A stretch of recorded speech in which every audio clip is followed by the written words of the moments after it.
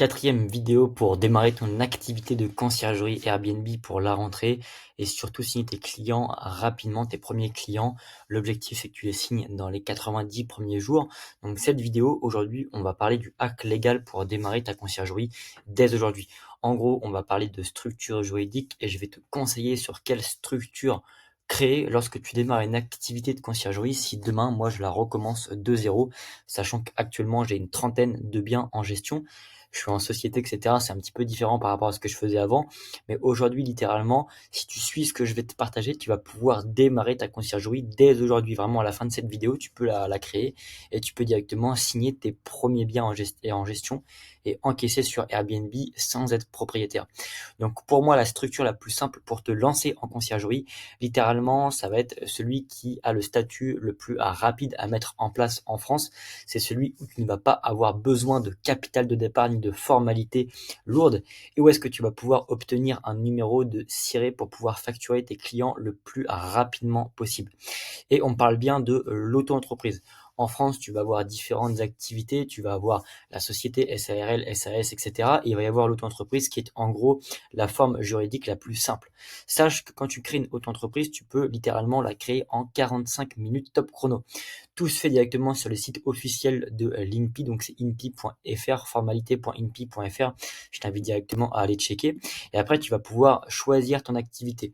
Donc, il faudra remplir un formulaire où on va te poser plein de questions. L'objectif étant de partir sur une activité commerciale. Tu peux être aussi en libéral non réglementé, c'est pas forcément trop un gros souci, mais théoriquement en activité commerciale, ça va être beaucoup mieux.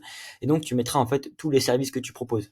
En l'occurrence, le premier service, ça va être activité de prestation de service pour gérer des biens en location courte durée, entrée, sortie, ménage, linge, la communication, tout ce qui est maintenance, stratégie de prix, stratégie de calendrier et gestion de la comptabilité. L'objectif étant que ça matche le mieux avec la conciergerie et après tu pourras mettre que c'est une activité de service, de prestation de service. Tu vas pouvoir remplir le formulaire donc qui vont te demander informations perso, adresse, pièce d'identité et après tu verras que les formalités vont prendre environ 45 minutes et une fois que ça c'est fait directement tu vas recevoir ce qu'on appelle une synthèse avec un numéro de ciré et tu vas pouvoir commencer à facturer directement à l'aide de ce numéro de ciré. La partie numéro 3 c'est combien littéralement tu vas payer d'impôts avec cette entreprise. Sache que quand tu as une haute entreprise, tu paies des impôts sur tes cotisations, c'est ce qu'on appelle des cotisations sociales, et tu les payes sur le chiffre d'affaires encaissé. Je te prends un exemple. Avec une conciergerie, toi, tu vas appliquer environ 20% sur les recettes locatives du propriétaire plus un forfait ménage-linge. On prend l'exemple d'un propriétaire, par exemple, qui génère 1500 euros sur le mois. Toi, du coup, tu vas prendre 20%. Donc, sur les 1500 euros, on va dire qu'il y a 300 euros de ménage. Donc, toi, ici, en l'occurrence, tu vas prendre les 300 euros de ménage pour toi, plus après tu vas prendre 20% de 1200 euros du restant dû. Et donc du coup si tu prends 20% de 1200 euros, ça équivaut à 240 euros. Ce qui fait que toi du coup tu vas pouvoir facturer au propriétaire 240 euros plus 300 euros, ce qui du coup équivaut à exactement 540 euros. Et donc toi tu vas payer 22% de cotisation sur les 540 euros. C'est aussi simple que ça. Et donc, forcément, après, tu pourras bénéficier de l'ACRE dans le cas où est-ce que tu crées notre entreprise et que tu respectes les conditions pour obtenir l'ACRE, ce qui fait que tes cotisations passeront de 22% à 11% sur la première année. Ici, en l'occurrence, il n'y aura pas de TVA jusqu'à un certain seuil. Je sais plus c'est quoi exactement de mémoire, c'est entre 35 et 37 000 euros. Ça bouge tout le temps en fonction des lois de finances, etc. Là, du coup, on est en septembre. Forcément, ça va modifier, etc. À partir du 1er janvier, sachant qu'il y a quand même le gouvernement qui est en train de tomber. Et donc, voilà, on va tendre sur une nouvelle, de nouvelles fiscalités, je pense, pour le début d'année prochaine. Et après, ce qu'il faut savoir faire, c'est que c'est une déclaration directement qui se fait de manière mensuelle ou trimestrielle sur l'URSSAF. Et ça se fait méga facilement. Moi, je le fais tous les mois. C'est beaucoup plus simple. Ça va très vite. Je le faisais avant parce que maintenant, du coup, je bosse en société. Mais du coup, c'était le cas comme ça. Après, du coup, pourquoi c'est 100 fois mieux qu'une société?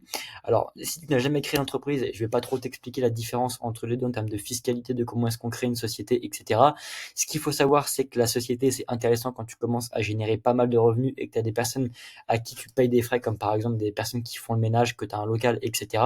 Mais en gros, la différence entre la société et L'auto-entreprise, c'est que tu peux directement créer la boîte gratuitement, c'est méga rapide. Après, tu as 0 comptabilité parce que tu payes des impôts uniquement sur ton chiffre d'affaires et du coup, tu as pas besoin de tenir de comptabilité pour voir quelles sont tes dépenses, quels sont tes gains, etc. Ce qui veut donc dire que tu as pas besoin d'expert comptable. Donc, grosso modo, tu vas économiser entre 150 et 200 euros par mois. Après, tu ne paies pas de charges, sauf si tu encaisses de l'argent, parce que forcément, tu paieras de l'argent sur ton chiffre d'affaires. Mais comme tu ne payes pas d'argent avant parce que tu n'as pas de comptable, en gros, si tu génères 0 euros, bah, tu payes 0 euros en termes d'impôts et en termes de gestion d'entreprise. Et après, bah, c'est vraiment l'idéal pour tester le business avant de passer en société. Si tu vois que tu commences à générer des revenus assez rapidement et que tu vas dépasser le seuil de TVA et que tu payes des personnes qui font le ménage pour toi, etc.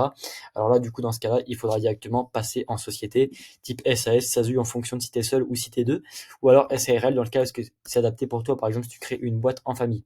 Moi, je te conseille plutôt de partir sur une SAS quand tu crées une structure. Après, encore une fois, entoure-toi d'un expert comptable. Je suis pas du tout comptable, j'ai pas fait d'études en ça, donc je ne maîtrise pas le sujet. Par contre, je sais que si demain tu crées une SAS, c'est beaucoup plus simple pour revendre la boîte et c'est intéressant de créer une conciergerie pour la revendre après 5-6 ans d'exercice pour justement se faire un gros billet.